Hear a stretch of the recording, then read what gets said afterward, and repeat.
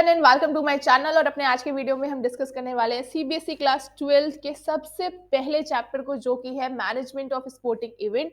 ये जो चैप्टर है मैनेजमेंट ऑफ स्पोर्टिंग इवेंट, जो कि फिजिकल एजुकेशन के स्पोर्ट्स मैनेजमेंट के अंतर्गत आता है, ये क्लास 12 वालों के सीबीएसई के बोर्ड के एग्जाम के लिए जितना हेल्पफुल है, उतना ही KVS D triple S B की तैयारी कर रहे लोगों के लिए भी है। अगर आप क्लास 12 के हैं तो आपके लिए तो ये हेल्पफुल है ही, बट अगर आप किसी भी एग्जाम की प्रिपरेशन कर रहे हैं, चाहे केवीएस हो, डी ट्रिपल एस बी हो, यूपीटीजीटी हो, तो भी ये वीडियो जो है आपके लिए हेल्पफुल होने वाला है। बिफोर स्टार्टिंग द वीडियो, अगर अभी तक आपने इस चैनल को सब्सक्राइब नहीं किया है, do it and also share this, ताकि और लोगों को भी जो है वो हेल्प मिल जाए। साथ ही जो नोट्स हैं, हैंड रिटन नोट्स, वो आपको मिल जाएंगे टेलीग्राम चैनल पर, जिसका लिंक मिल जाएगा आपको डिस्क्रिप्शन में। जो हमारा ये टॉपिक है, फिर जो चैप्टर है स्पोर्टिंग मैनेजमेंट या फिर मैनेजमेंट इन स्पोर्ट्स, जो कि फिजिकल एजुकेशन में स्पोर्ट्स मैनेजमेंट के अंतर्गत आता है। यहाँ पर क्लास 12 में अगर आप हैं तो आपको कौन कौन सी चीजें पढ़नी है आपके अपडेटेड सिलेबस के अकॉर्डिंग। आपको यहाँ पे 3 चीजें पढ़नी है। सबसे पहला है function of sports event management. जो फंक्शंस होते हैं, आपको 4 तरह के बेसिकली फंक्शंस पढ़ने हैं: प्लानिंग, ऑर्गेनाइजिंग, स्टाफिंग और डायरेक्टिंग एंड कंट्रोलिंग। इसके बाद आपको पढ़ना है कमिटीज के बारे में कि कौन कौन सी जो कमिटीज हैं वो बनती हैं। एंड लास्टली आपको फिक्चर्स पढ़ना है। सबसे पहले हम पढ़ेंगे function of sports event management, जिसमें हम इन 5 चीजों के बारे में पढ़ेंगे, जो कि है planning, organising, staffing, directing and controlling. सबसे पहले बात करें कि जो प्लानिंग है वो क्या है। प्लानिंग क्या होता है, एक डेफिनेशन है, बहुत जगह लिखी है। करने से पहले सोचना कि क्या करना है, उसे ही प्लानिंग कहते हैं। सिंपल शब्दों में यहाँ पे जो डेफिनेशन लिखी है, that is planning is deciding in advance as to what is to be performed and when, where, how and by whom is to be perform. यानी प्लानिंग में आप ये चीजें पहले से तय करते हैं कि आपको क्या करना है और कौन सा इंसान या कौन सी चीज जो है वो कैसे करनी है। इन सारी चीजों को पहले से सोचना, उनको पहले से उसका लेआउट बनाने को हम कहते हैं प्लानिंग। अकॉर्डिंग टू एलेनिक डेफिनेशन है, बहुत ही अच्छी सी डेफिनेशन है, that is a plan is a trap to capture the future. यानी फ्यूचर में होने वाली चीजों को पहले से ही एक परसेप्शन बनाना या फिर उनके बारे में एक लेआउट बना लेना इज कॉल्ड प्लानिंग। बात करें कि ऑब्जेक्टिव्स क्या है प्लानिंग के, तो हम बात कर रहे हैं स्पोर्ट्स मैनेजमेंट की। और स्पोर्ट्स में प्लानिंग की क्या ऑब्जेक्टिव्स हैं, या फिर आप कहीं भी प्लानिंग क्यों करते हैं। अगर आप बात करेंगे बिजनेस स्टडीज की, तो वहां पर आपको ये चैप्टर मिलता है जिसमें आप इन सारी ही चीजों के बारे में पढ़ते हैं, क्योंकि ये बेसिकली जो चीजें हैं वो आती हैं मैनेजमेंट से। बट आप पढ़ रहे हैं स्पोर्ट्स मैनेजमेंट में, तो हम बात करते हैं कि उस मैनेजमेंट को स्पोर्ट्स में किस तरह से यूज करते हैं। यहाँ पर जो चीजें हैं कि प्लानिंग के ऑब्जेक्टिव्स क्या है, उद्देश्य क्या है, क्यों करते हैं प्लानिंग। सबसे पहली चीज है कि आप जो प्लानिंग करते हैं वो इसलिए करते हैं ताकि आप अननेसेसरी प्रेशर को रिड्यूस कर सके। अगर आपने चीजें पहले से प्लान कर रखी हैं, तो ड्यूरिंग दोज थिंग्स, जब वो इवेंट कर रहे होते हैं, तो आपको उस चीज के लिए परेशान नहीं होना पड़ता है। फिर सेकंड चीज है to maintain a good control over all the activities. जब आपको पहले से चीजें पता है कि कौन सी चीजें किसे करनी है, तो आप उन्हें कंट्रोल भी इजिली कर सकते हैं। फिर to facilitate proper coordination. Planning management की जब भी बात करते हैं, तो management is not one man show. यानी मैनेजमेंट कोई ऐसी चीज नहीं है जो एक इंसान इकलौता करता हो। मैनेजमेंट में बहुत सारे लोग इन्वॉल्व होते हैं। उन लोगों के बीच में जो कोऑर्डिनेशन है वो भी प्रॉपर तभी हो पाता है जब उसे पहले से प्लान किया गया हो। फिर है to reduce the chances of mistakes. अगर आपने पहले से चीजें प्लान कर रखी हैं, तो कहीं ना कहीं आप पहले से भी चीजों को एंटिसिपेट कर चुके होते हैं कि कौन कौन सी गलतियां होंगी। अगर आपने चीजों को वेल प्लान किया है, तो गलतियां होने के चांसेस भी कम हो जाते हैं। उसके बाद है टू इंक्रीज एफिशिएंसी। प्लानिंग जो है वो किसी भी इवेंट मैनेजमेंट की एफिशिएंसी या फिर किसी भी काम की एफिशिएंसी को इंक्रीज कर देता है। एंड लास्ट है टू इनहेंस स्पोर्ट्स परफॉर्मेंस। ये जो चीज है स्पोर्ट्स परफॉर्मेंस क्यों लिखी गई है, क्योंकि यहाँ पे प्लानिंग जो है वो सिर्फ किसी तरह के इवेंट मैनेजमेंट के बारे में बात नहीं की गई है।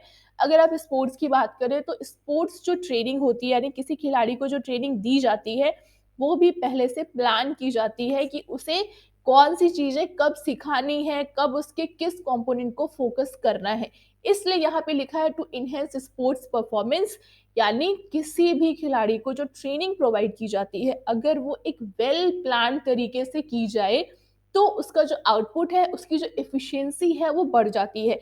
वेल प्लान तरीके का मतलब ये है कि स्पोर्ट्स ट्रेनिंग में आप ये चीज़ें पढ़ते हैं कि जो भी खिलाड़ी है उसको जब चीज़ें सिखाई जाती हैं तो उससे पहले उसका पीरियडाइजेशन किया जाता है, यानी ये चीज़ पहले से तय कर दी जाती है कि उसे किस दौरान किस चीज़ों पर उस पे फोकस किया जाएगा। सो ये थी प्लानिंग। उसके बाद हम बात करते हैं ऑर्गेनाइजिंग की। ऑर्गेनाइजिंग क्या होता है? ऑर्गेनाइजिंग की डेफिनेशन है the process of delegating and coordinating task and resources.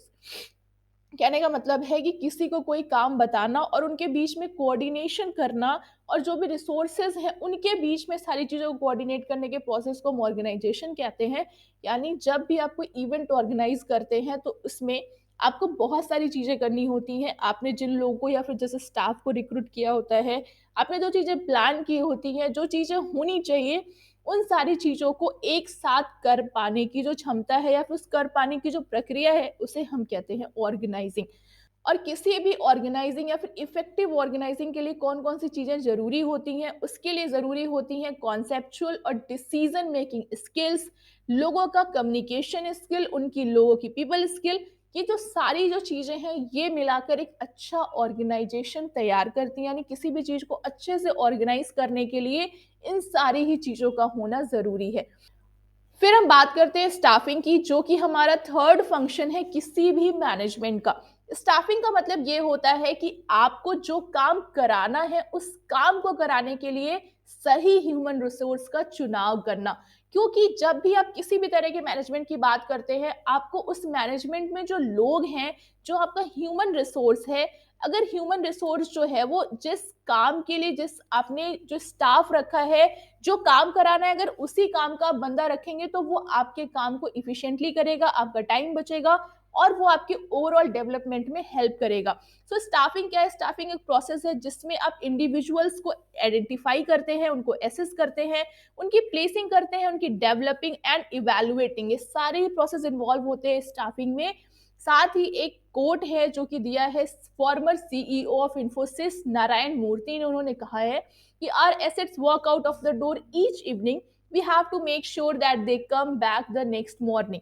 कहने का मतलब ये है कि वो ये कहना चाहते हैं कि जो उनके एम्प्लॉय हैं, वो उनके एसेट्स हैं जो हर शाम अपने घर चले जाते हैं, और उनकी कंपनी को ये कोशिश करते रहना पड़ता है कि नेक्स्ट डे वो फिर से काम पर आए। सो जो स्टाफिंग है वो इस सारे प्रोसेस को, इसमें चीजें होती हैं, सारे प्रोसेस होते हैं कि आपने जो लोग हैं इस तरह से रिक्रूट करने हैं या फिर ऐसे लोग को रखने हैं जो आपके काम करे, और वो आपके काम को इतनी लगन, ऑनेस्टी और डिवोशन के साथ करे कि आपने जिस चीज के लिए उसको रिक्रूट किया है, वो आपका जो भी काम है वो पूरा हो सके। फिर बात करें पांचवें या छठवें फिर बात करें पांचवें और छठवें फंक्शन की मैनेजमेंट के, that is directing and controlling. Directing और कंट्रोलिंग जो है वो एक साथ लिखा है क्योंकि आपको ये बस एक लाइन में समझना है। डायरेक्टिंग का मतलब ये है, डायरेक्टिंग मतलब डायरेक्शन देना, यानी एक टेक्निक है इंस्ट्रक्शन देने की, गाइड करने की, इंस्पायर करने की। यानी अपने जो भी लोग रखे हैं वो ऑर्गेनाइजेशन के टुवर्ड्स काम कर रहे हैं या नहीं, उनको ऑर्गेनाइज करने के लिए या फिर उनको ये देखने के लिए कि वो लोग सही से काम कर पा रहे हैं। अगर वो नहीं कर पा रहे हैं तो उनको डायरेक्ट करने के लिए, उनको मोटिवेट करने के लिए, ये सारे जो प्रोसेस होते हैं इन्हें हम कहते हैं डायरेक्टिंग, जो किसी भी मैनेजमेंट में रिक्वायर्ड होते हैं। उसके बाद है कंट्रोलिंग। कंट्रोलिंग का मतलब ये है कि आपने जिस भी इंसान को जिस चीज के लिए रिक्रूट किया है या फिर जिसे जो काम दिया है वो काम कर रहा है या नहीं, या फिर आपके जो भी ऑब्जेक्टिव्स हैं वो अचीव हो रहे हैं या नहीं, इन सारी चीज़ों को पता रखना या फिर इन सारी चीज़ों पर ध्यान रखने को हम कहते हैं कंट्रोलिंग, जिसे हम सुपरविजन भी कहते हैं। सो ये फंक्शंस होते हैं मैनेजमेंट के। किसी भी तरह के स्पोर्ट्स मैनेजमेंट की भी बात करें तो वहाँ पर ये सारे फंक्शंस इन्वॉल्व होते हैं, जिनको करने के लिए जो है कहते हैं management is what a manager does, यानी जो मैनेजर करता है उसी को मैनेजमेंट कहते हैं। ये 5-6 फंक्शंस है मैनेजमेंट के जो कि आपको स्पोर्ट्स मैनेजमेंट में पढ़ने हैं। फिर बात करें various committee and there responsibilities pre, during and post. यानी हम यहाँ पे बात करेंगे कि कौन कौन सी कमिटीज जो हैं वो इस तरह के मैनेजमेंट को करने के लिए रिक्वायर्ड होती हैं, साथ ही उन कमिटीज की क्या रिस्पॉन्सिबिलिटीज होती हैं किसी भी मैनेजमेंट या किसी भी इवेंट के पहले, उस इवेंट के दौरान और उस इवेंट के बाद। ये तीनों चीज़ें हम इस वाले पर्टिकुलर टॉपिक में पढ़ेंगे। तो सबसे पहले बात करते हैं प्री टूर्नामेंट प्रिपरेशन की, यानी किसी भी टूर्नामेंट को, क्योंकि हम बात कर रहे हैं स्पोर्ट्स की, तो स्पोर्ट्स के टूर्नामेंट को ऑर्गेनाइज करने से पहले कौन-कौन सी चीज़ें जो हैं वो करनी होती हैं। सबसे पहले है कि ये पता करने के बाद कि हाँ, आपको कोई इवेंट ऑर्गेनाइज करना है, आपको बजट प्रिपेयर करना होता है, क्योंकि जो बजट है वही उस टूर्नामेंट को ऑर्गेनाइज करने के लिए आपको बेसिकली चाहिए। उसके बाद फाइनलाइज करना कि डेट कब होगी और वेन्यू कहाँ होगा, उस वेन्यू को फाइनलाइज करना, उस कोड को या फिर जो भी आप जहाँ भी आपको इवेंट कराना है उसको तैयार करना, ये जो है प्री टूर्नामेंट में आता है। उसके बाद इक्विपमेंट और प्ले फील्ड का अरेंजमेंट करना, जिस भी तरह का आप टूर्नामेंट करा रहे हैं, अगर आप करा रहे हैं बैडमिंटन का तो उसके लिए आपको पोल्स चाहिए, रैकेट चाहिए, नेट चाहिए, फ्लोर चाहिए, या फिर उसके जो मेजरमेंट्स है प्रॉपर, वो सारी चीज़ें जो हैं इन सब का अरेंजमेंट करना भी है, प्री टूर्नामेंट प्रिपरेशन में आता है। उसके बाद to provide information of the tournament to the participating teams. अब जो टीम्स पार्टिसिपेट कर रही हैं उनको भी इस बारे में नॉलेज देना कि उनके टूर्नामेंट्स कब होंगे, या फिर उसका जो इनॉग्रेशन है वो कब है, उन्हें रिपोर्ट कब करना है, कहाँ करना है, ये सब चीज़ें भी जो हैं वो पहले करनी होती हैं। उसके बाद make the fixture and events rule and regulation, ये सारी चीज़ें जो है इसको भी पहले से ही डिसाइड करना होता है, फिक्सचर पहले से बनाना होता है, सो दैट जो टीम है वो उसके लिए प्रिपेयर्ड रहे। अभी हम आगे पढ़ेंगे कि फिक्सचर बनाया कैसे जाता है। फिर है accommodation arrangement for student and referees. अब जो भी प्लेयर्स आ रहे हैं या फिर जो भी रेफरीज आ रहे हैं, अंपायर्स आ रहे हैं, कोच मैनेजर्स आ रहे हैं, उनके भी अकोमोडेशन का अरेंजमेंट जो है वो आपको पहले करना होता है। फिर arrangement of trophy, medal, certificate, ये सारी चीज़ें जो है वो पहले से ऑर्डर करनी पड़ती हैं, जो आपको अपने हिसाब से पहले से पता होता है कि जो आपका टूर्नामेंट है कितने दिन चलेगा, कितने प्लेयर्स आ रहे हैं, कितने सर्टिफिकेट्स चाहिए, कितनी ट्रॉफीज चाहिए, ये सारी जो चीज़ें हैं ये पहले ही करनी होती हैं। लास्ट में है अरेंजमेंट ऑफ ट्रांसपोर्टेशन। जो भी खिलाड़ी आ रहे हैं या फिर जो भी टीम आ रही है उनके स्टे या फिर जहाँ से स्टे या फिर स्टेडियम और स्टे के बीच में अगर डिफरेंस है तो उसके लिए ट्रांसपोर्टेशन, इन सब का भी अरेंजमेंट आपको पहले से करके रखना होता है। उसके बाद बात करें ड्यूरिंग द टूर्नामेंट, यानी जब टूर्नामेंट चल रहा है उस वक्त कौन कौन सी चीजें करनी होती हैं। तो पहली चीज है check all the equipment, ground facilities before starting the event. किसी भी इवेंट के स्टार्ट होने से पहले जो है वो आपको इक्विपमेंट चेक करने होते हैं कि वो सारे सही कंडीशन में है कि नहीं है, वो प्रॉपर वर्क कर रहे हैं कि नहीं है, ग्राउंड में जो भी फैसिलिटीज रिक्वायर्ड है, यानी वहाँ पे मार्किंग प्रॉपर हो रखी है कि नहीं, उस ग्राउंड पे कोई ऐसी चीज तो नहीं जिससे किसी को कोई चोट हो जाए या फिर कोई नुकसान हो, या फिर उस ग्राउंड में कोई ऐसी चीज तो नहीं जिससे किसी भी रूल्स जो है उनका वायलेशन हो रहा हो, ये सब चीजें उनको चेक करनी होती हैं। उसके बाद यहाँ पर जो प्लेयर्स की एलिजिबिलिटी है वो भी चेक करनी होती है ऑफिशियल्स को, कि ताकि जितने भी प्लेयर्स हो वो सब वैलिड हो, कोई भी ऐसा प्लेयर ना हो जो कोई दूसरा एज जिसकी ज्यादा हो या फिर किसी और स्कूल का हो, किसी और जगह से बिलोंग करता हो, वो वहाँ पे खेल रहा हो। उसके बाद फर्स्ट एड जो है ये भी ड्यूरिंग द गेम होता है, किसी को चोट लग जाए, कोई इंजर्ड प्लेयर हो तो उसके लिए भी आपको ड्यूरिंग द गेम प्रिपेयर्ड रहना होता है। फिर है मैच के रिजल्ट तैयार करना, स्कोर शीट तैयार करना, प्रेस रिलीज तैयार करना। जैसे ही मैच होता है उस मैच का result, score sheet, press release ये भी तैयार करते रहना होता है साथ में। Then supervise and check smooth working officials and matches conducted on fixture basis. इसका भी सुपरविजन करना होता है कि जिस हिसाब से फिक्सचर बनाया था उसी हिसाब से मैचेस हो रहे हैं, कोई बायसनेस तो नहीं हो रही है, ये भी जो है ड्यूरिंग द टूर्नामेंट रिस्पॉन्सिबिलिटी होती है। Then provide refreshment, meals, transportation to officials and players. जो भी ऑफिशियल्स आए हैं, प्लेयर्स आए हैं, उनको प्रॉपर मील मिल रहा है कि नहीं, उनका रिफ्रेशमेंट जो है उन तक पहुंच रहा है कि नहीं, ये सारी जो चीजें हैं वो ड्यूरिंग द टूर्नामेंट करनी होती हैं। फिर बात करें कि टूर्नामेंट खत्म होने के बाद कौन कौन सी रिस्पॉन्सिबिलिटीज होती हैं, तो टूर्नामेंट खत्म होने के बाद रिस्पॉन्सिबिलिटीज खत्म नहीं हो जाती, बहुत सारी जो चीजें हैं वो टूर्नामेंट खत्म होने के बाद भी करनी होती हैं। जैसे कि जो टीम जा रही है, अगर उनसे आपने कोई सिक्योरिटी मनी लिया है तो उनको वापस करना, या फिर अगर उनसे कोई डॉक्यूमेंट सबमिट करा है तो उनको वो वापस करना। जो भी medal, marriage certificate, trophy holder है उनके उनके सर्टिफिकेट्स उनको दे देना उनके जाने से पहले। जो भी ऑफिशियल्स आए हैं या फिर आपने जिन्हें किसी को भी इनवाइट किया है उनके पेमेंट्स चेक देना। रिटर्न द बोरोड थिंग्स, अगर आपने किसी से कोई चीज बोरो की है उसको वो वापस करना। Make a final press release, जो भी टूर्नामेंट होता है, इवेंट होता है, उसकी प्रेस रिलीज बनानी होती है, जिसमें आप ये सारी चीजें मेंशन करते हैं कि टूर्नामेंट कब हुआ, उसमें कौन विनर रहा, कौन कौन सी टीम्स आई, कौन चीफ गेस्ट रहा, ये सब चीजें उसमें होती हैं। Make a final event report and present to authority. आप जहां भी इवेंट ऑर्गेनाइज करा रहे हैं वहां पर आपको एक रिपोर्ट बनानी होती है और कंसर्न अथॉरिटी को देनी होती है कि आपने ये पर्टिकुलर टूर्नामेंट कराया, वहां पर आपने कौन कौन सी चीजें कराई, कौन कौन सी टीमें आई, अगर कोई इश्यूज होते हैं तो वो भी आपको वहां पे मेंशन करने होते हैं। एंड जो भी पार्टिसिपेटिंग टीम है उनके सर्टिफिकेट उनको देना, ये सब टूर्नामेंट खत्म हो जाने के बाद की रिस्पॉन्सिबिलिटीज होती हैं। फिर हम बात करें कि कौन कौन सी कमेटी होती है और उनके क्या फंक्शन होते हैं, तो सबसे पहले बात करेंगे पब्लिसिटी कमेटी की। किसी भी टूर्नामेंट को ऑर्गेनाइज करने से पहले उसे एडवर्टीज करना होता है ताकि लोग उस टूर्नामेंट के बारे में जाने। अगर आप कोई टूर्नामेंट ऑर्गेनाइज करा रहे हैं और लोगों को पता ही नहीं है, तो आपके पास जो पार्टिसिपेटिंग टीम है वो कहाँ से आएंगी और साथ ही स्पेक्टेटर्स कहाँ से आएंगे, क्योंकि अगर स्पेक्टेटर्स नहीं होंगे तो उस टूर्नामेंट को ऑर्गेनाइज कराना या फिर उस टूर्नामेंट को कोई देखेगा नहीं तो कोई इंजॉय कैसे करेगा। तो ये सब जो चीजें पब्लिसिटी कमेटी की होती है, जैसे कि आप यहाँ पे देख सकते हैं आईपीएल होने से पहले उसके बहुत सारे एड्स आते हैं। इट इज जस्ट ताकि जो लोग हैं उन्हें पहले से पता चल जाए कि इस तरह का कोई टूर्नामेंट होने वाला है। फिर हम बात करते हैं ट्रांसपोर्टेशन कमेटी के बारे में। ट्रांसपोर्टेशन कमेटी जो है ट्रांसपोर्टेशन का काम करती है। जैसे कई बार होता है जो बच्चे खेलने जाते हैं किसी दूसरे शहर में, तो उस शहर के जो भी स्टेशन है वहां पर उस स्कूल, जो भी स्कूल ऑर्गेनाइज करा रहा है, वो अपनी बसेस भेज देता है ताकि जो भी टीचर्स बच्चे आए हैं उनको वहां पे जो स्कूल पहुंचने में दिक्कत ना हो। तो ये ट्रांसपोर्टेशन कमेटी में होता है। साथ ही अगर उनका स्टे किसी दूसरी जगह है, उनका स्टेडियम वहां से दूर है, तो उस स्टे से स्टेडियम तक पहुंचाने के लिए उन्हें ट्रांसपोर्टेशन की जरूरत पड़ती है। तो ये सब जो काम है ट्रांसपोर्टेशन कमेटी का होता है, जो कि उन्हें लोगों को जहां तक उन्हें पहुंचना है वहां पहुंचाने का काम करते हैं। उसके बाद है एकोमोडेशन कमेटी। किसी भी टूर्नामेंट में जो लोग आते हैं, जो प्लेयर्स आते हैं, चाहे ओलंपिक हो, कोई भी आईसीसी वर्ल्ड कप हो या फिर यहाँ पर कॉमनवेल्थ गेम हो, एशियन गेम्स हो, तो जो भी खिलाड़ी आते हैं उनको रहने, उनके खाने की जो व्यवस्था करते हैं वो करती है एकोमोडेशन टीम। जो उनके रहने के लिए उनको रूम्स प्रोवाइड करना या फिर उनको जो भी उन्हें लिनन चाहिए वो प्रोवाइड करना, उनके खाने के उन्हें कूपन्स प्रोवाइड करना, ये सारा काम जो है एकोमोडेशन कमेटी में आता है। फिर है हमारा डेकोरेशन एंड सेरेमनी कमेटी।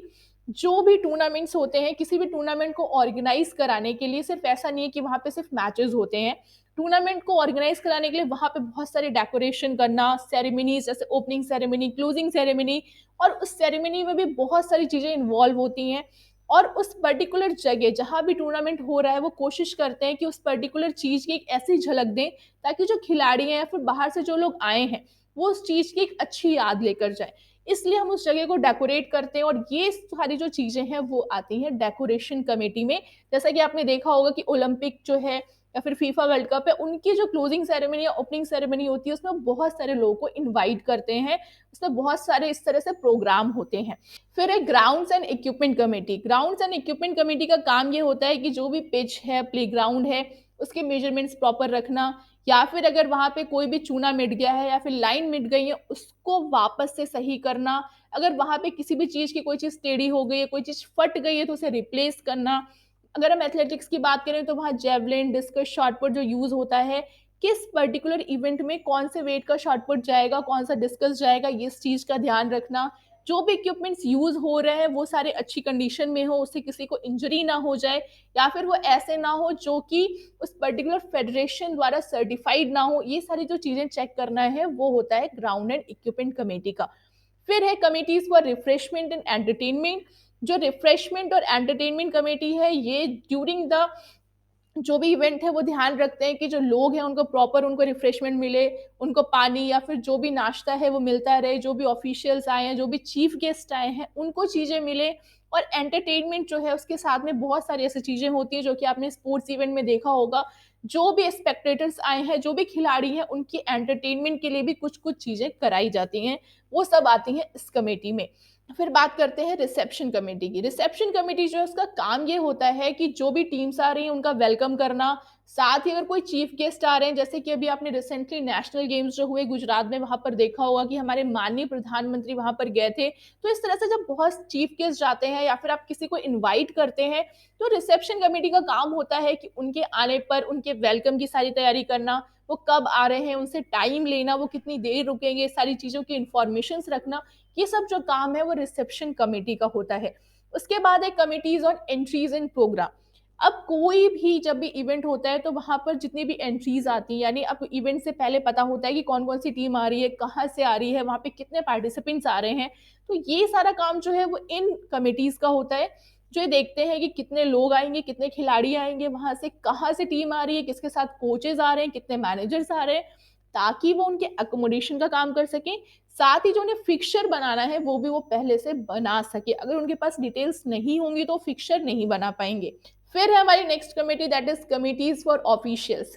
किसी भी टूर्नामेंट को जज करने के लिए हमें ऑफिशियल्स चाहिए, जिन्हें हम रेफरी या अंपायर्स कहते हैं। उनके लिए भी एक कमेटी होती है जो कि ये देखती है कि उनके यहाँ जितने भी रेफरी या जजेस चाहिए वो उनको बुलाए। जितने भी जजेस या रेफरी आएंगे वो उस पर्टिकुलर गेम की फेडरेशन से होने चाहिए। कोई ऐसा नहीं होना चाहिए जिससे उस गेम की नॉलेज ना हो, सारे ऑथेंटिक लोग हों। इन सारी चीज़ों को ध्यान रखने का काम करती है ऑफिशियल्स कमेटी। वो जितने भी ऑफिशियल्स, उनका आना, वो किस गेम में जाएँगे, उनको टाइमिंग्स बताना कि उनके कौन-कौन से मैचेज़ में उनकी ड्यूटी है या फिर कहाँ-कहाँ उन्हें अपनी रेफरशिप करनी है। इन सारी चीज़ों की डिटेल्स देना, उन्हें फिक्सचर प्रोवाइड करना, ये सारा जो काम है, ये होता है ऑफिशियल्स कमेटी का। उसके बाद है अनाउंसमेंट कमेटी। कोई भी टूर्नामेंट होता है तो वहाँ पर अनाउंसमेंट भी करना बहुत ज़रूरी होता है कि उस टूर्नामेंट में उस वक़्त क्या स्कोर है, या फिर कोई चीज़ अगर आपको बतानी है, कौन-सा इवेंट होने वाला है, उस इवेंट की कौन-सी कॉल है। अगर एथलेटिक्स की बात करें तो वहाँ किसी भी इवेंट के लिए 3 कॉल की जाती है, first call, second call and final call. तो ये सब जो चीज़ें हैं, ये काम होता है अनाउंसमेंट कमेटी का, सो दैट जो लोग हैं या फिर जो भी आपके पार्टिसिपेंट्स आए हैं, उनको इन्फॉर्मेशन मिल जाए कि कहाँ पर क्या चल रहा है। फिर है first aid committee. First aid committee का काम ये है कि जो भी वहाँ पर इंजरी हो रही है या फिर किसी भी तरह की किसी को फर्स्ट एड की रिक्वायरमेंट है तो उन्हें जल्द से जल्द पहुँचा सके। फिर है फाइनेंस कमेटी। फाइनेंस कमेटी का काम यही होता है कि वहाँ जितनी भी चीज़ें या फिर जो भी खर्चे हो रहे हैं, जो भी चीज़ें आ रही है, एंट्री फीस आती है और बहुत सारे जो एक्सपेंसेस होते हैं, उनको मैनेज करना, ये काम जो है फाइनेंस कमेटी का होता है।